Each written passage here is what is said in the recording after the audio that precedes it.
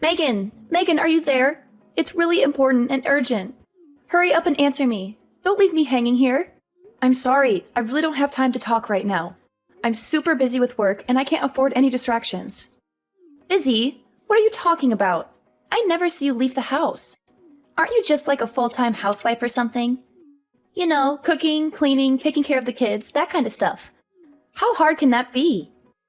My brother must be very stressed and miserable to marry a useless wife like you. Hey, you watch your mouth.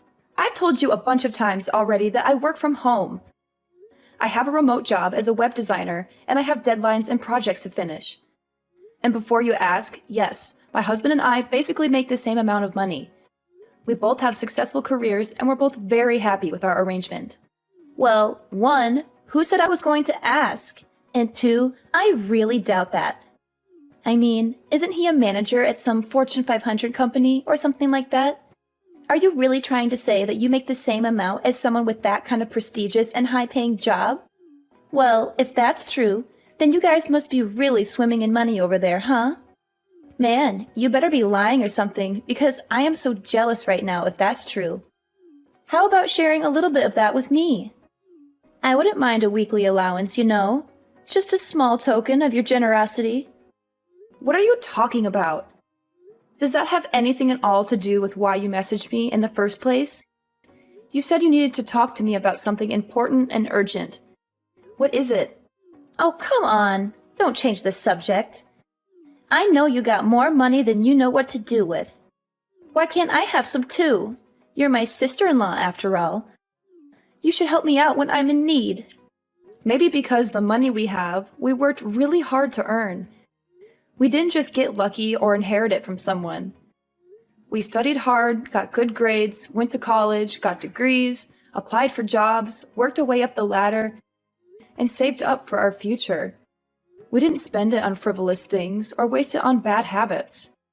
We made smart choices and we're proud of them.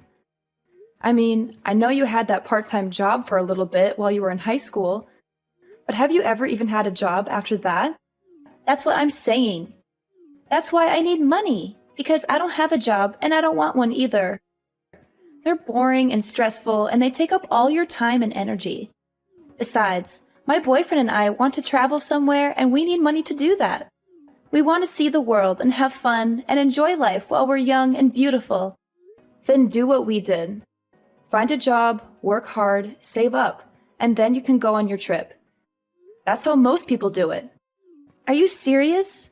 But that's so lame. I could never do something as uncool as that. Are you calling having a job uncool? It's not that I disagree with you, but I really worry for your future if that's how you think of working. How are you going to support yourself when your boyfriend dumps you or when your parents stop giving you money? Well, duh. That's because I'm just going to marry rich and never have to worry about any kind of lame stuff like that. That's my dream and my plan. And don't worry about my boyfriend dumping me or my parents cutting me off. They love me too much to do that. What? Is that really your plan? Just marry rich? Has it ever occurred to you that someone that rich might want someone just as motivated to work and succeed? What? And are you trying to say that I'm not that kind of person or something? Are you trying to insult me or hurt my feelings? Because if you are, then you're doing a terrible job at it. Well, I know you don't have a job, and I'm pretty sure you never do any kind of housework either, so... And you're cooking.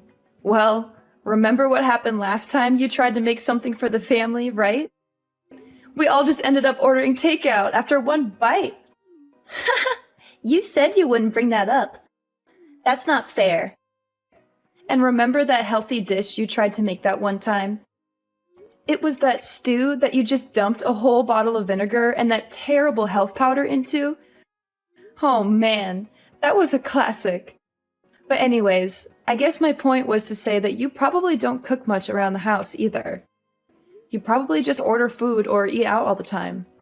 It wasn't the whole bottle, you know. Besides, we'll just hire a maid for all those kinds of things, so problem solved. Yes, you're very clever. All right, well, do what you want, I suppose.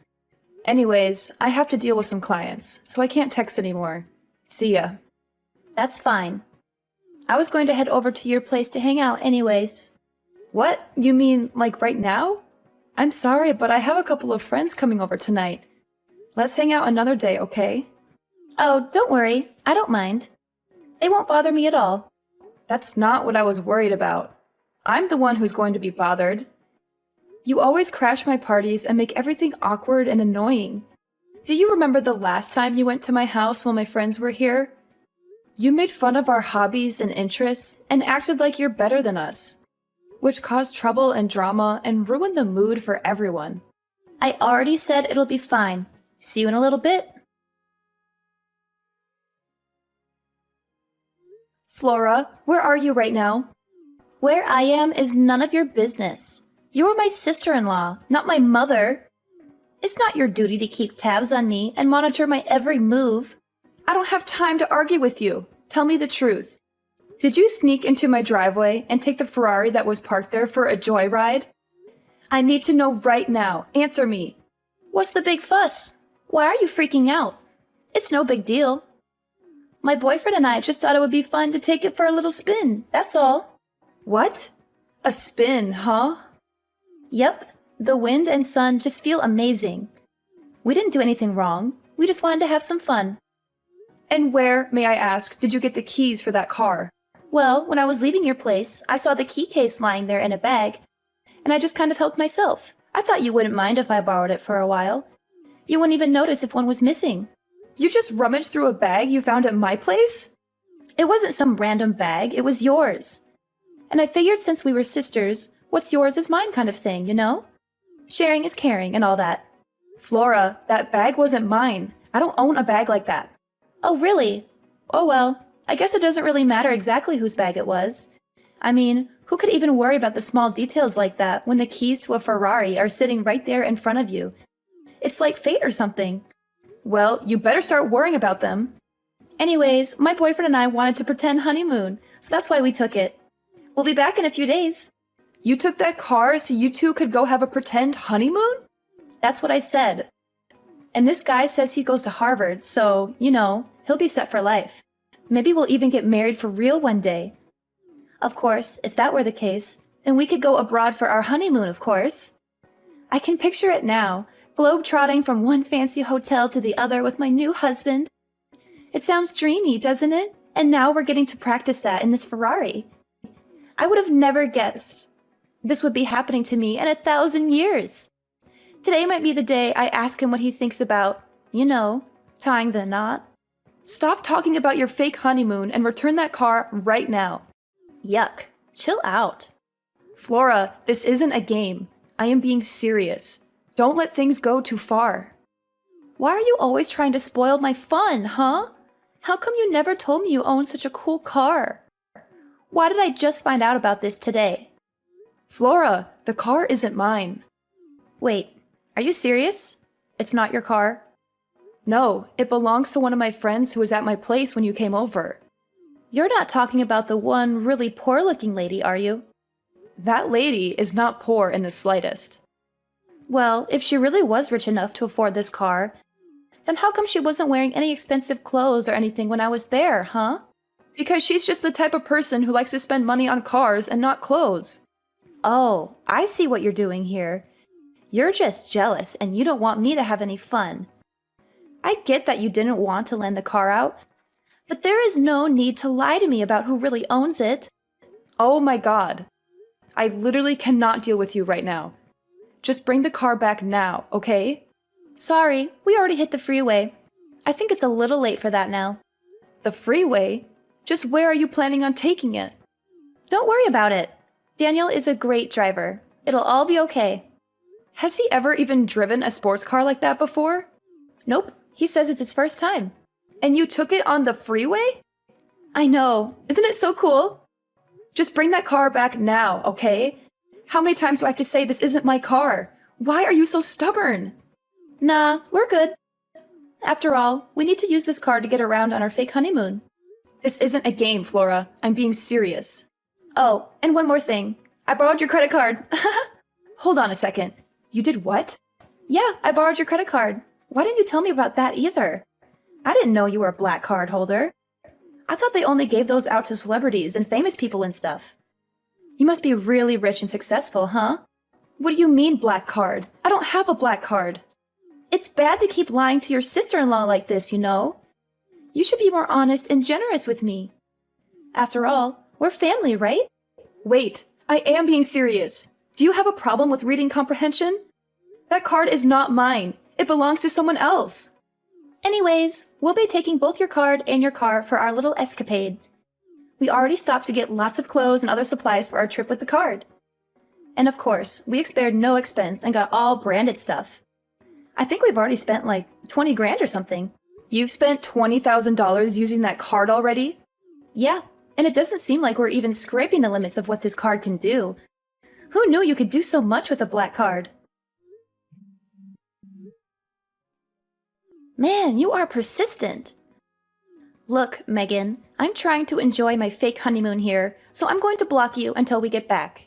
Flora, you better not! Too late. Bye-bye.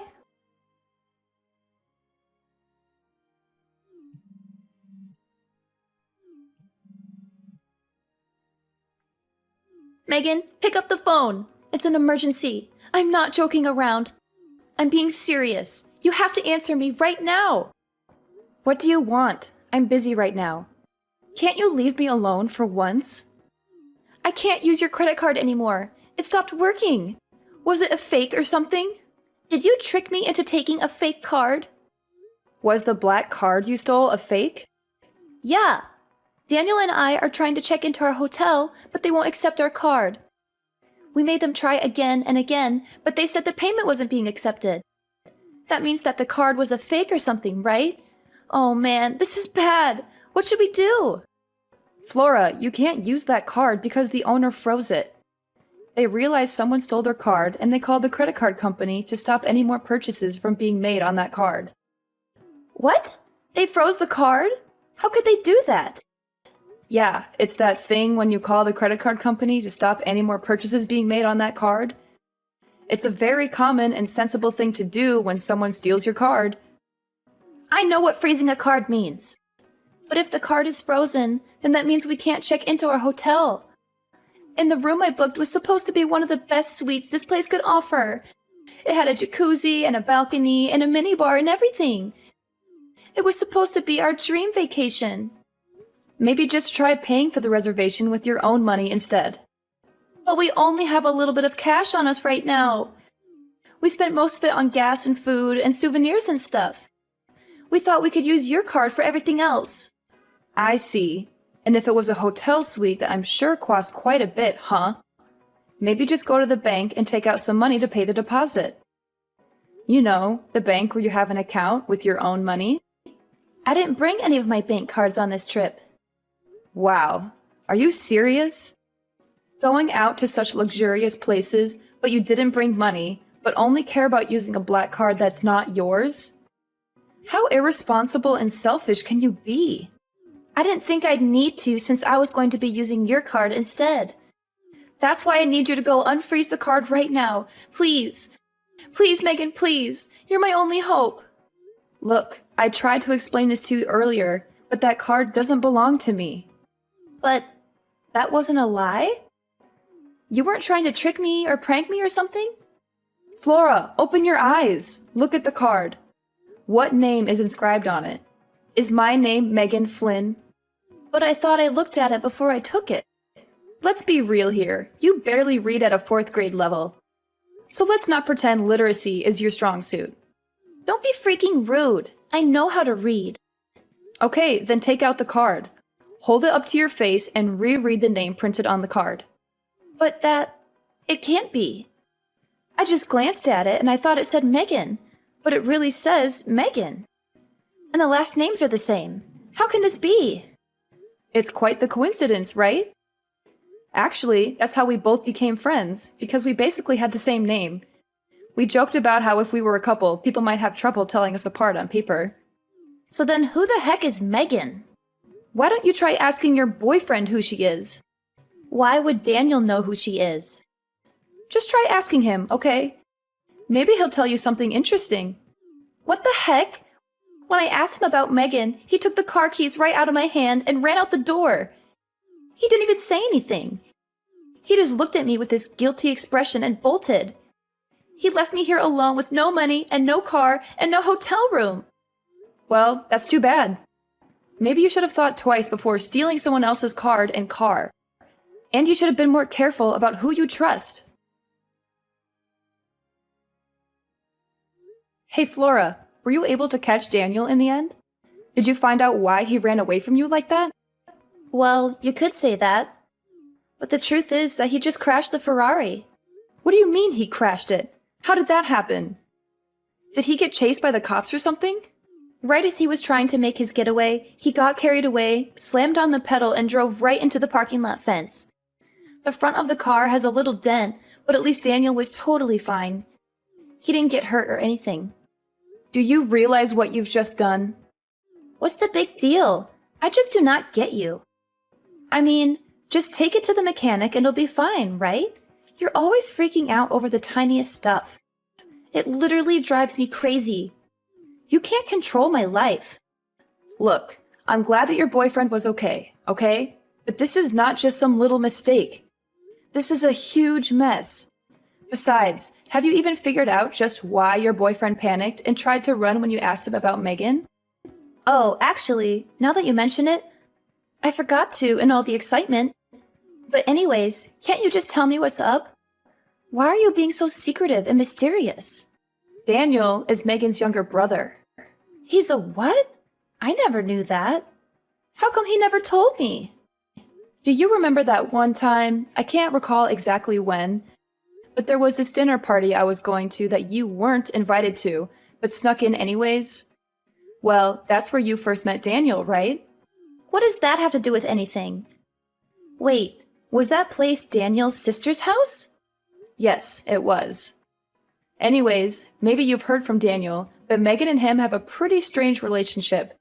So that's probably why he flipped out when you told him that the cards you just borrowed actually belonged to his older sister, Megan. So that means that the car also belongs to Megan? Yes, that's what I've been trying to tell you. The car and the card are both hers. Come again? Okay, I'll try to explain everything from the top one more time. Neither the Ferrari you were driving nor the black credit card you were using belong to me. Both of those things that I just listed above belong to Megan. Wait, so then her own little brother doesn't even know what kind of car she drives? Well, she just picked up the car about 3 days ago or something. I'm not sure Daniel ever knew she owned it to begin with. At least that's what Megan is telling me right now. Megan is there with you? Yup. And is she mad at all? I would describe her as very mad, actually. And after using her card to buy $20,000 worth of crap, on top of all the fees you'll have to pay to take the car into a specialist who deals with imported cars, you're probably looking at about $100,000 in damages, at least. $100,000? And that would be the low end of how much you might owe at the end of this. That is why Megan has just been furious since this morning, really. I mean, who knows what she'll do to you both when you get back? Honestly, she's had a pretty scary face all day. It's starting to creep me out. I'd be worried. It's that bad, huh? Seems that way, yes. And one more thing. What else could you possibly have after all that? Well, we got a call from the hotel you two were just trying to check in at. The hotel called you? What did they want to talk about? Well, Megan's husband actually manages a resort company, and it turns out he's pretty close with the owner of that hotel. So he got a call right away when someone using his wife's card showed up. Wait, what are you getting at? What are you going to say next? I'm getting there. Anyways, I guess the police showed up to the hotel to ask about who this person with his wife's card was, and was asking Megan's husband if they wanted to pursue any legal action. I mean, I won't lie, she's not a lady you want as your enemy. Anyways, on that note, I gotta go. See ya. After dealing with the crashed car, Flora and Daniel finally came back home, both looking like dead men walking. They were exhausted, scared, and ashamed of what they had done. Megan was, of course, waiting for them in a swiveling chair we have, just so she could turn around dramatically to greet them as the two of them got on their knees to beg for her forgiveness. She had a cold and stern look on her face as she took out an envelope from her breast pocket and handed it to them. Inside was an invoice for $70,000. Listed there were, of course, the goods purchased with her stolen card, as well as the estimated cost for the Ferrari repairs. Towards the end of the items, however, was also listed the repairs on the hotel parking lot's fence, which was destroyed in the accident, as well as a hefty fine for reckless driving. Megan told them they should both be grateful that she didn't call the police on them or sue them for damages. She said she was being generous and merciful by giving them a chance to pay her back. Now, Flora is working at one of Megan's husband's resorts.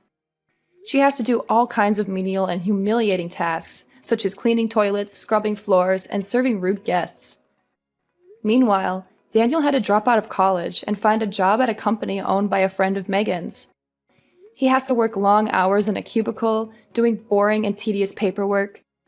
He also has to endure the constant mockery and harassment of his boss and coworkers, who know he is there only because of Megan's influence. She made sure to wish them both good luck in paying back every single dime they owe. She also said she would be keeping an eye on them and monitoring their progress. She still goes to check on the two of them periodically. I think she gets some kind of sick pleasure out of seeing them both work so hard for what they did to her. She always has a smug smile on her face when she visits them. She says she is just being friendly and supportive, but I know she is